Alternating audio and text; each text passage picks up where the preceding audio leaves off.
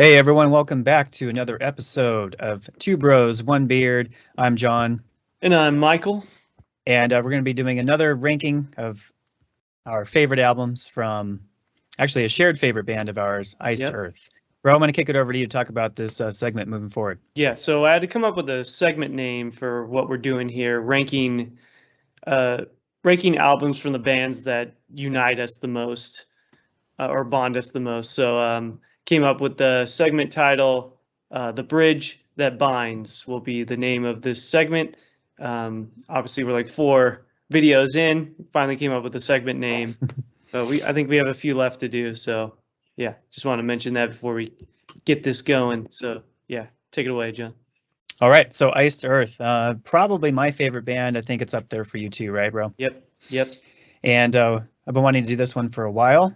So we're going to rank 12 studio albums. The band has a lot of releases. I was going through my CD collection of Iced Earth, and I probably have equal amounts of non-studio releases on the shelf. Wow. But we're just doing the 12 studio albums today, starting with 1990's Self-Titled, Okay. and all the way through to 2017's Incorruptible. Yep. So what do you say we do like 3 at a time, bro? Yeah, sounds good. Does that work? Okay. So Works for me. for me, number 12, our least favorite. I don't have this on CD to show, so but I do have the demo, so this will serve as the placeholder for that. But Okay. let me get my camera up. Okay, so we'll just call this the self-titled, even though this is the Enter the Realm demo, or the demo. Yeah. Same lineup, basically, same singer, at least Gene Adam. It's not because of the songs. Now, we can't rank Days of Purgatory, unfortunately, because that would completely shift this whole ranking scheme here. That would 3 albums off there. Yeah. Yeah, and I think that would go pretty. I thought about that. Maybe we should just take the first 3 and just throw Days of Purgatory in the mix and see where that lands. That might be an interesting conversation later, but no, I thought we should do the actual studio albums, and it's not because of the songs. I mean, their namesake track, Iced Earth, is phenomenal. When the night falls is so good.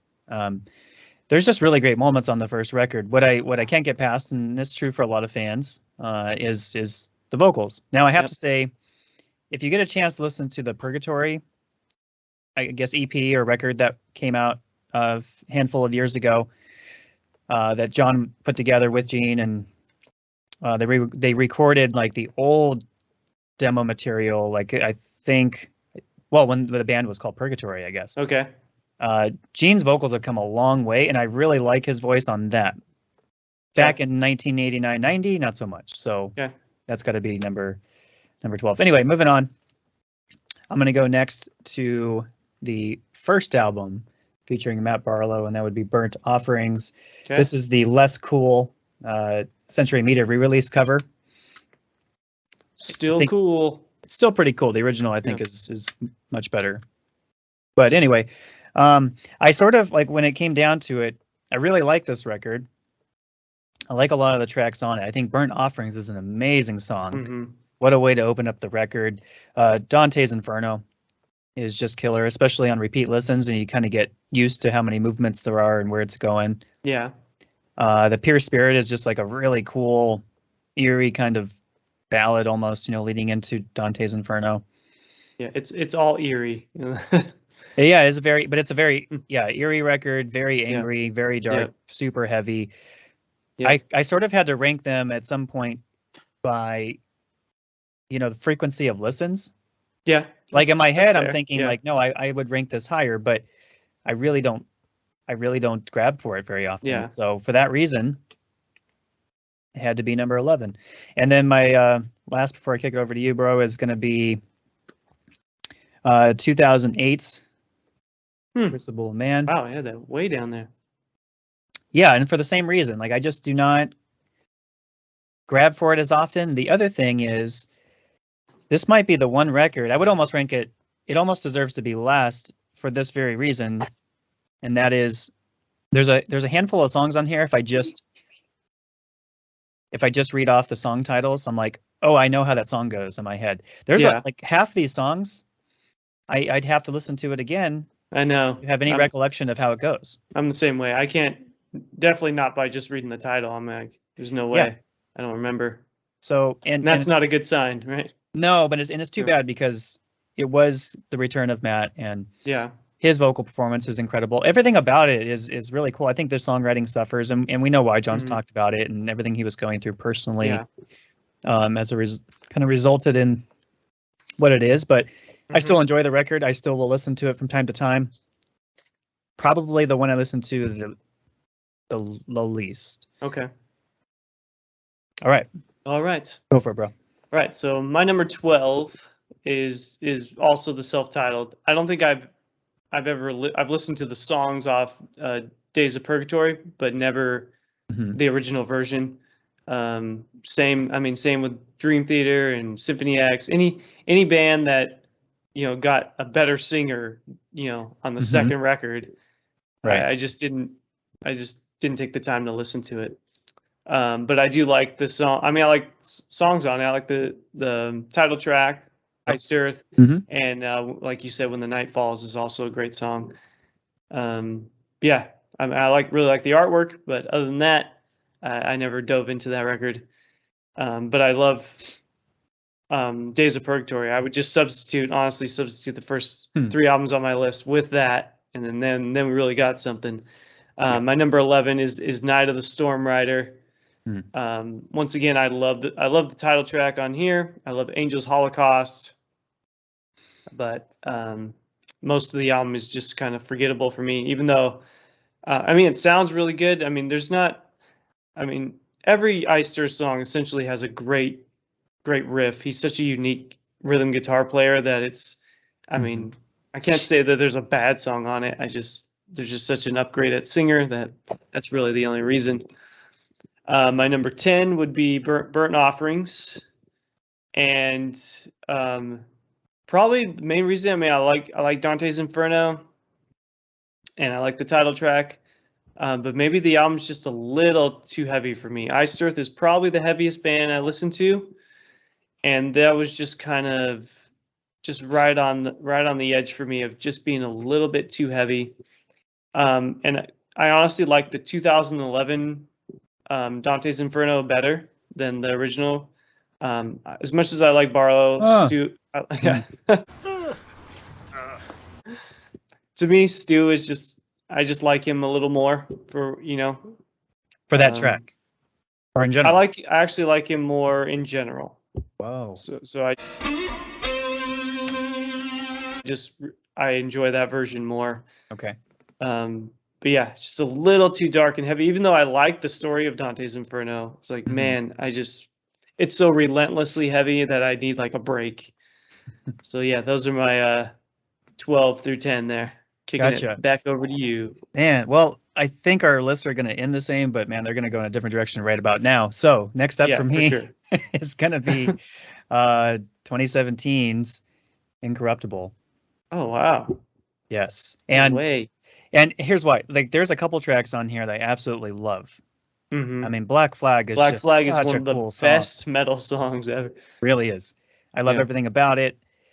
I really like Great Heathen Army, and Seven-Headed Horror is great. The instrumental's cool. Ghost Dance is an awesome song. Yeah, and then Clear the Way. Clear the Way is amazing. That song. Again, getting our history lessons here from metal. Clear the Way is awesome. There's some tracks I just do not care about. Like, honestly, a song like Defiance, it's another one kind of like the Crucible Man, where I'm just like, I can't even remember how that goes. Yeah, that's fair. But half the record you could probably, recollect by just reading the title. Yeah, well, as soon as I heard it, it'd be like, oh yeah, that song. But yeah, I just think it hasn't stood the test of time for me. It has been like 6 years already, so yeah, it hasn't stood the test of time for me, and not something I grab for all the time. Next up is going to be further controversy here between the two of us, bro. Plagues of Babylon. Okay.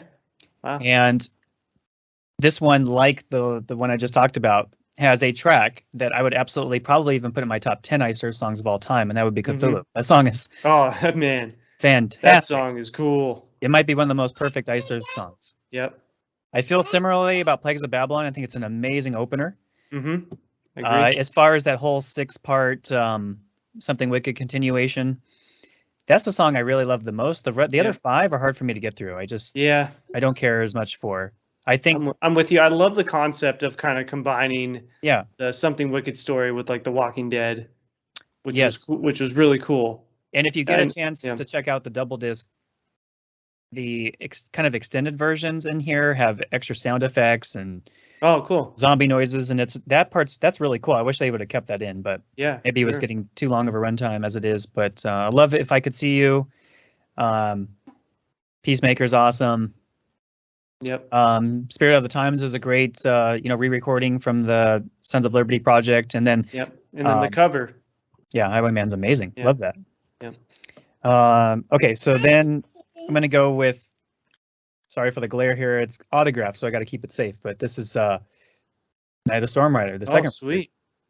And I actually, look at that artwork by Travis Smith. I had no idea. But John Greeley's voice, a huge upgrade from what Gene Adam was doing at the time. I think I still really, really like these songs, and I can listen to them just fine with John's voice on it. I would much prefer Matt's on the Days of Purgatory recordings, but I don't mind his. And there's just so many great songs on here that I just will be forever favorites of mine. Yeah, Angels Holocaust. I mean, there's so many. I mean, that's probably the big standout. But it's just there's so many great songs. Plus the couple softer interlude type pieces, I think are really, really amazing. Yeah. I mean, it's an album I need to go back and listen to, because when I became a fan, I kind of skipped over it, just went basically to Days of Purgatory. So, if I really gave it a deep listen, I might rank it higher. But. Well, I mean, just listen to what's cool is you're still getting, it's probably their most progressive album. I mean, there's just so many changes and parts and riffs and stuff like that. I mean, just listen to the way Travel of Stygian is broken up, and amazing opening riff, and just that signature gallop from John Schaefer, and I mean, Pure Evil, just so great and dynamic, and it's got all those screams, and it's just awesome. And that's one I loved hearing Stu do, and I loved hearing Matt do as well. But I will kick it back to you, bro. All right, so my number 9 is The Crucible Man. Mainly because it's, like you were kind of saying, it's kind of my most forgettable Iced Earth album. I know that, like you said, that John was going through some personal turmoil that kind of maybe affected the recording a little bit. But there are some great moments. I Walk Alone and Come What May. That's true. Are great songs. I think and they were A Gift or a Curse too. If you remember that one, I love hearing John's voice with Matt's. That was a really cool blend. Didn't Tim Ripper Owens record those 2 songs before he left, and then they released those? Am I wrong? There was like an EP that of 2 songs that Ripper recorded. You're thinking of the other way around. There's a couple songs that were from Framing Armageddon that Matt re-recorded once he rejoined the band, and they released that as an EP. Gotcha. So and then I think Tim recorded the original Something Wicked songs, right, or something. Well, Tim did I thought he was on that too. Tim did part 1, and then well, he says he left the band, and there's 2 sides, I guess, to that story. But But then once Matt was back in the band as kind of a promo for the Crucible of Man, they had that EP which had The Clouding, A Charge to Keep. That's right. At least those 2 songs, The Clouding and A Charge to Keep, with Matt on vocals, which are very good. But I also have Tim's original versions too. So hard to beat that. Yeah. So I mean, there's moments. Again, I love the artwork, and there were some lyrics that were kind of, I don't know, just didn't sit well with me when you're Yeah, like addressing the crucifixion of Christ for us. You know, if you're a Christian, it just Crucify the King. Yeah, it didn't sit well with me. Well, you know what? It was hard to listen to. It jumps so quickly through time, which yeah, it's almost like the story almost needed 3 records to tell, because if you're granted, the crucifixion part would be sort of early in Set's grand plan, or the Order's plan, and then I swear, like, the next song talks about Kennedy, and it's like, okay, I remember that's quite a time jump. I remember in the original trilogy, there's that, you know, Jesus Christ to Kennedy, the Domino Decree, but still, what happened? You know, because I think in the grand story, you know, everything that came in between there that was just a major travesty for humanity fits into that storyline. Like the Order sort of planned it all. Anyway, we're getting probably too deep in the storyline, but because it would have been fine if, like, Set, you know, manipulated, you know, other tragedies, but I mean, you're essentially saying, for those who believe Jesus is God, you're saying that Set somehow controlled the crucifixion of Jesus. So it's, well, you know, obviously it removes the deity of Christ. Even, you know, I know it's fantasy in this world, but, in this world, but it's but the idea being to manipulate mankind, right? So they would follow a certain. I understand. That's the overall message. But anyway, so my number 8 would be Framing Armageddon. I mean, some really great moments. 10,000 Strong is one of the best Iced Earth songs, and I love Charge to Keep and The Clouding. It's definitely a lot better than The Crucible Man. And more complete too. Yeah, more complete. I think, the story is just conceptualized better. And I mean, Tim Ripper Owens, to me, is one of the most talented singers in the world, but I mean, he did his best work with Iced Earth, and it's tough to beat what he did. And then the mix is perfect, and the production value is really great. So that is an album I would go back to.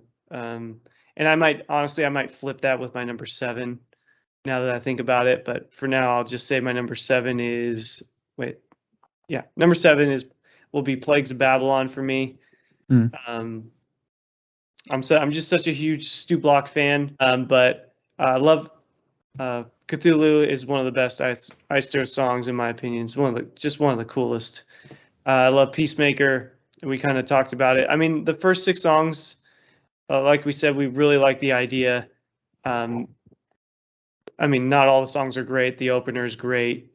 I think they really missed Brent's drumming on this one. It's unfortunate not that the guy was bad, but he's a great drummer. He's a great drummer. I just didn't like it. I didn't like his drum sound. It almost didn't fit. Yeah, it was very loud too. Yeah, it was too loud, and I didn't like the way the album, the mixing turned out.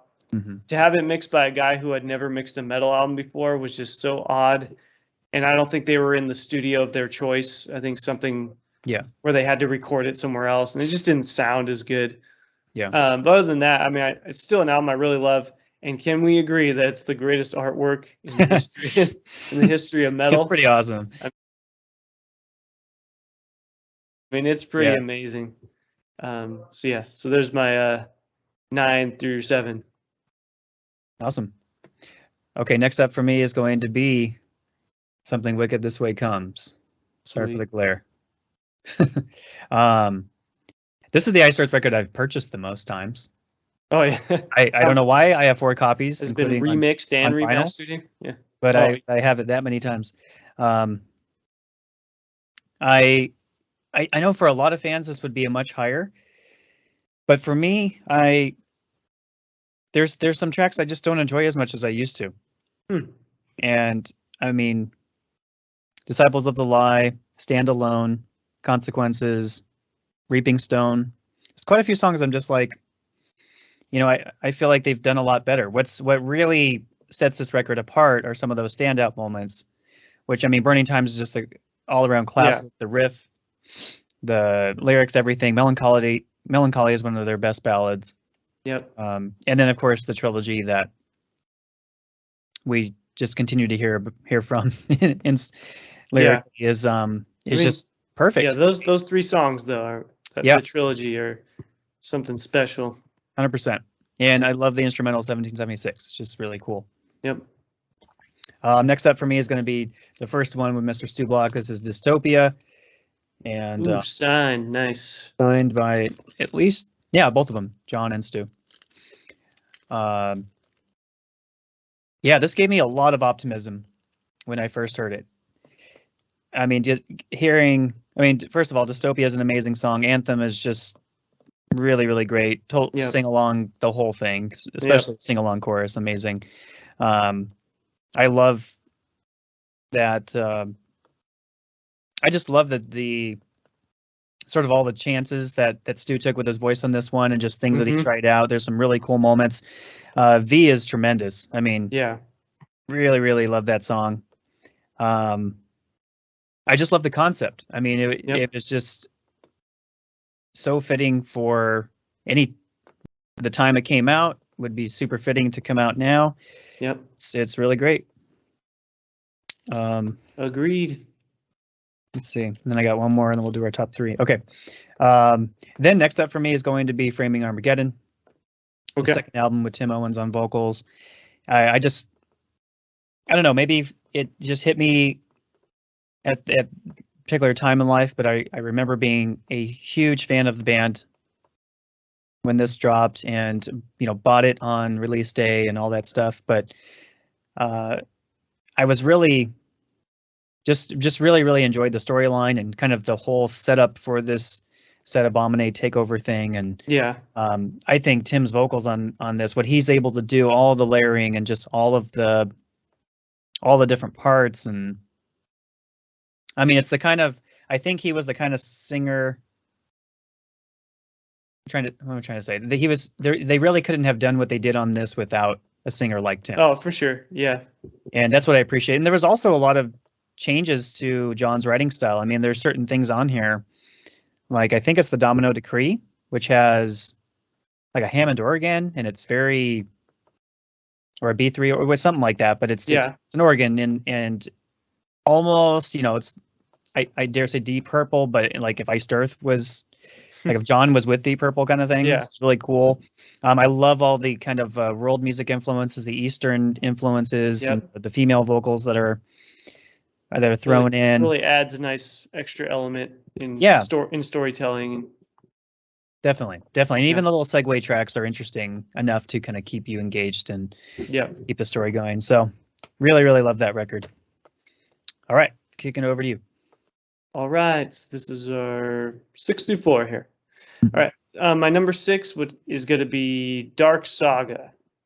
Now, this is one of the first albums I think I listened to, and I became a fan because I love the story of Spawn, and the artwork is just so cool, so grabbing. So yeah, I love the concept. Might be my favorite artwork because some McFarlane had so much to do with it, but yeah. I mean, we're still waiting. I'm still waiting for another Spawn movie. Yeah, really. Come on, Todd McFarlane and crew. Let's do this. Yeah. So, I Died for You is one of the first songs that I kind of got into with Iced Earth because I was just getting into heavy music at the time, and the only metal band I really listened to at the time, I think, was Symphony X, and this was mellow enough to me, like a good starting point for me, and it's still one of my favorite Iced Earth songs. And then I love Question of Heaven as well. And I mean, the whole album's great. I mean, John's probably the best at telling a story lyrically that I could think of, because it's just so he tells it so clearly, but the lyrics are so perfectly written.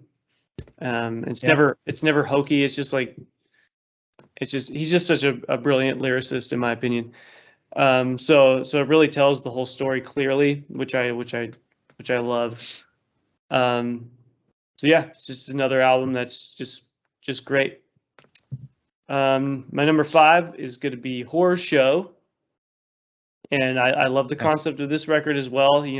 Taking the most iconic horror movie characters and writing a song about each of them is, I mean, just so clever, so metal. And it does have arguably some of their best songs. Wolf, Damien, and Dracula. I mean, it's tough to beat those three, and then Phantom Opera Ghost is up there. Yeah. This is one of their most like bombastic records. I think you told me he was kind of coming off of Well, it was the Demons and Wizards. Demons and self-titled. Wizards, and Yeah. then that kind of had an influence on how the vocals were layered. Mhm. And it's a super powerful record. Has, I mean, some of the best Iced Earth riffs, and it just sounds huge. For sure. And yeah, that's an album I could always listen to. It's also it has two members who had played with Death. And so Steve DiGiorgio on bass, and he's using that fretless bass at times, and then Richard Christie on drums. Okay. And having kind of that powerhouse rhythm section behind John just really kind of elevates this record quite a bit. Yep, for sure. And my number 4 is going to be Incorruptible. I mean, to me, it's just almost a perfect record for me. I just thought it was a big improvement from Plagues. It sounds much better, and yeah, great concepts again. I mean, writing a song about pirates.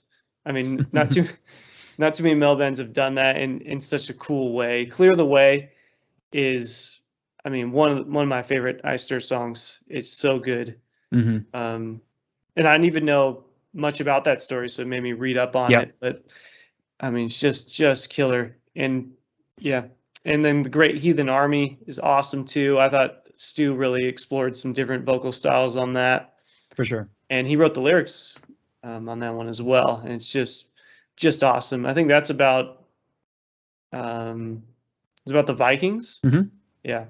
So just some great lyrical concepts on this one. Yep. And yeah, I love the instrumental. That's an album I'll be listening to forever. It's just so cool. So yeah, so that's my 6 through 4. Going to our top 3 here. Time for the top 3. All right. All right. Now my number 3. It's going to be The Dark Saga. All right. Yes. Like you were saying about John's ability to tell a story, I think this is incredibly well done all the way through. And for something that is entirely improbable and completely like fantastical, like a comic book story. Yeah. He did it in such a way that was very heartfelt, genuine. I don't think it even could have worked with a different character, but this was like the perfect marriage of the right character, the right story, and the music's just exceptional. Yep. So coming off of Burnt Offerings, which was, I mean, super heavy and super gloomy and stuff like that, you know, this one kind of covers all the different emotions, like you were saying. For sure. And you were saying something about I Died for You. That's actually the same gateway I had after my next pick, which I'll get to. I had one studio record, was struggling to get into their back catalog, and it was the live version of I Died for You on Alive in Athens. Okay. That sort of tuned me into the rest of the catalog and intrigued me enough to really dig into it. So that, and then also A Question of Heaven might be my absolute favorite Iced Earth song. I mean, it's just pound for pound, one of the best. And just, you know, when you get into that last section of the song, I mean, you're just really feeling for the character. It's amazing. Yeah, for sure. And, you know, what's really cool about this too is the kind of simplicity compared to the prior 3 records. I mean, the prior 3 records are very, very technical, very, very fast. This one has its moments, but the riffs in and of themselves are actually pretty straightforward and fairly simple. Yeah. And they just really hit it out of the park with this one. You know, they nailed it. So that's my number 3. Number 2. I think that was that one of the albums that they were planning on re-recording. No, they were actually there was talk of the first 3. Oh, first 3. Okay. And just starting to kind of go through and do those so the rest of the band members could have mechanical royalties coming in and stuff. Oh, that's right. So, yeah. Yeah. I mean, I don't know. Maybe there were some songs they were going to do from it or something, and I'm not sure. Yeah. Next up for me is going to be Horror Show, which was my introduction to the band. Yep, that I knew. Is signed by Matt and John on this copy. Sweet. I had to pull all these out of the firebox before we got started today. But Horror Show, yeah, that was my introduction. That was the first batch of songs I heard from the band, and Okay. back in the days when I was probably downloading them from LimeWire or Napster or something like that. Yeah. And yeah, just like you were saying, just the complexity of the arrangements really expands here, and it's very multi-layered, especially in the vocals, and the guitars are super layered, and it's just. Yep. And I was commenting on the rhythm section earlier. I mean, it's just a pretty phenomenal record all the way through, and I love the theme of it, and for all these years though, Phantom Opera Ghost had probably been the highlight for me. I mean, just it's this is the one time they've used a female guest vocalist. Am I wrong? I think that's the only time. I mean, other than kind of the choral stuff on Framing Armageddon and Crucible, Yeah. and it works. It's really awesome. I also love if you get a chance to check out the bonus track, the Transylvania cover is just exceptional. Anytime Iced Earth does Iron Maiden, it 1000% works. It's great. Yep. And my number one is going to be The Glorious Burden. Sweet. Also own that on vinyl. I do, but I was not gifted you quite a while ago. Yeah. I remember hearing The Reckoning before the record, the full album came out. There was a Reckoning single release, and so that was my introduction to. It's funny because as soon as I got into this band, shortly after that, Matt Barlow left the band. Okay. And I was like, oh, what's going to happen here? Yeah. You know? And I was kind of familiar with who Tim Owens was, but I wasn't really much of a Judas Priest fan yet. Okay. And I certainly didn't know of Winter's Bane, so I really didn't have much familiarity with the guy. Yeah. But when he just rips right into "You Went Too Far This Time," like on The Reckoning, I was like, okay, sold. Yep. Take my money now, please. I mean, that riff is just insane. You know, I mean, how fast and galloping that is. This is also Richard Christie. Okay. Now that I think about it, it's and Ralph Santola's guitar solos. I mean, there was something really unique about Randall Shaver, who they had on the first 4 records, and his leads I think were really unique and complemented John's playing very, very well. Yeah. Something that I like Larry Tarnowski quite well, too, who did the solos on Something Wicked and Horror Show. But Ralph just had, man, he's got such a, he has since passed, but man, he had such an interesting guitar style, and his solos were very, very unique. Not your just run of the mill, super fast shredder. Yeah. But really tasty stuff, really interesting, kind of disjointed at times, really, really cool. So that's another plus on this record. But they kind of takes what they were doing with Horror Show in terms of the vocal layering and the stacking of the parts, and then you get a singer who's, we'll say at the time, arguably more capable. Yeah, for sure. And I remember if I think it was John who said they did the vocals for this record. I think it was 5 days, and he commented that it was 5 relaxed ridiculous days. You get a guy. I mean, Tim in his absolute prime. Yeah. Just coming in and killing it. And the other thing I love is there's still a couple moments where Matt's backup vocals were left in there. Yeah, which I thought was really fun. Yep. But, on the Eagle Cries, or When the Eagle Cries, especially the unplugged version. You really hear it. Yeah. Yeah. But for me, it's all about the Gettysburg Trilogy there at the end. Yep. I mean, the most as emotional and kind of heart-wrenching as A Question of Heaven is, and some of their other moments throughout the catalog. I mean, nothing really quite captures to me the kind of conclusion of the Gettysburg Trilogy, where you have Robert E. Lee sort of lamenting everything that was essentially his fault, looking out on the battlefield and his men that had been killed, and it's just you don't have to get caught up in the for us looking back on who was on the right side and who was on the wrong side, just honing in for a moment on the pure human aspect of this being just a human being who's lost thousands. Yep. of men, and lamenting his ultimate surrender. Just a great piece of work, and the orchestra is so perfectly cemented into the riffs, and it's like for sure. You can't have one without the other, which is why when they performed this live, they had the whole backing tracks going. Yeah, it was an integral part of the song itself, and I could go on and on about that track in particular, or that trilogy. But you could do a whole video just on that track for sure. Definitely. Yep. And so that was my number one. Kicking Sweet. It back to you. All right. So my number 3, I'm gonna go with Something Wicked This Way Comes. Okay. It's not the first Iced Earth album I heard, but it was when it kind of just hit me that I'm officially a fan after I heard the Something Wicked trilogy, especially. Because it was just a band I was just kind of getting into, but I just wasn't sure. And I heard this album, and this album was just more accessible, I think. I mean, there's just kind of a reason why it's like a fan favorite. It's just one of those easy listens. I mean, that the intro that we kind of talked, the opening Burning Times is still one of the best Iced Earth songs. And yeah, it was just such a unique album to me.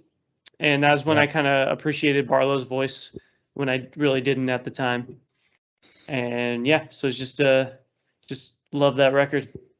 My number 2, I'm going to go with Dystopia.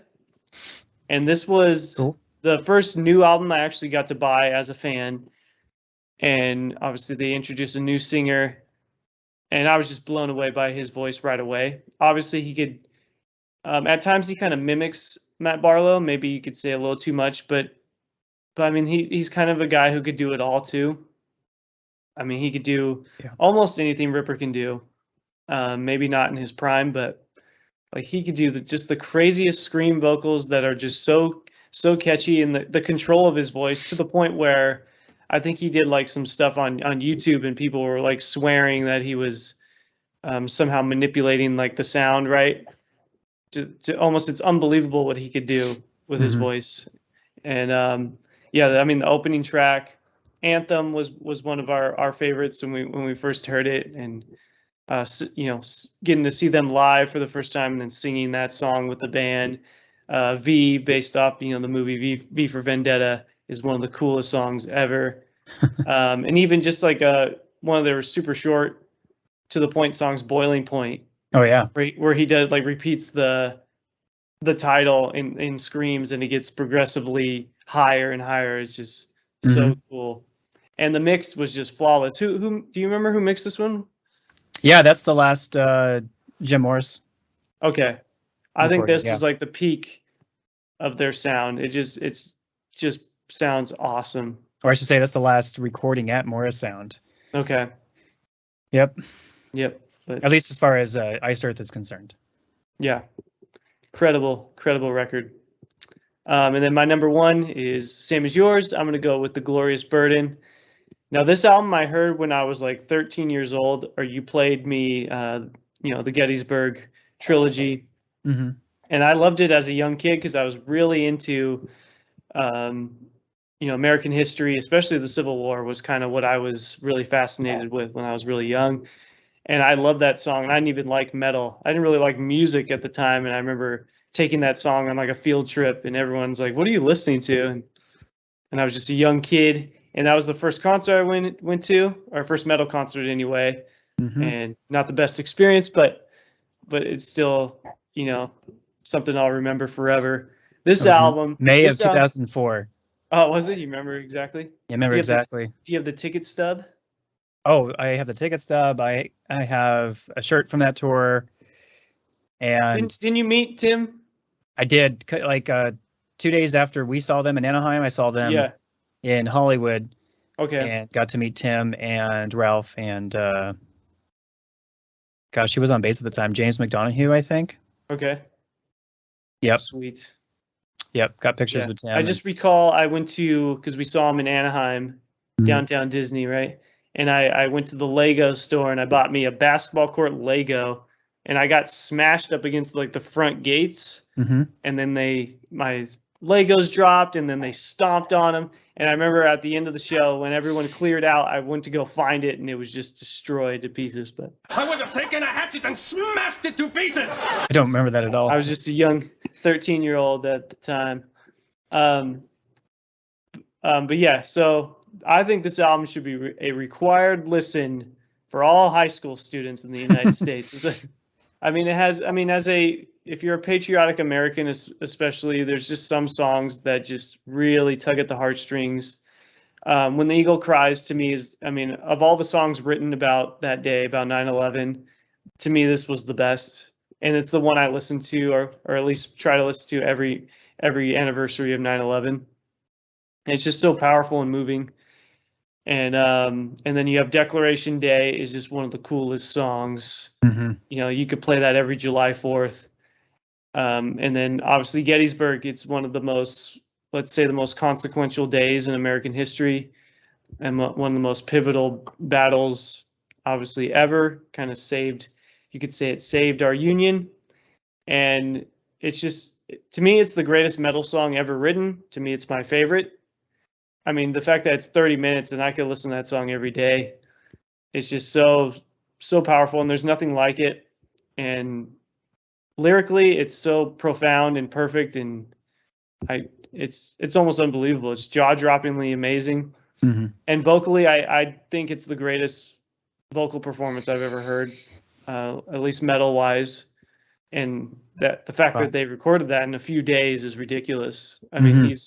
He was really especially in his prime, was just a powerhouse. There's almost no one like him. So yeah. So it's one of my favorite metal albums ever, and it's my #1 Iced Earth record for sure. Awesome. Well, that's it. 12 studio albums and a couple of great compilations and live records in the mix there as well. Yep. We could maybe talk about another day. For sure. And I guess all we can say at this point is we hope someday we get some more new music from John and Iced Earth. Absolutely. So. Yeah. All right. Well, I think that's about does it for us here at Two Bros, One Beard. Go ahead and what were we calling this segment again, bro? Oh, thank you for checking out our latest installment of The Bridge That Binds. This is our Iced Earth rankings, and yeah, we'll have a few more of these down the pike. And yeah, hope to see you again. Thanks for checking out this video. Take care.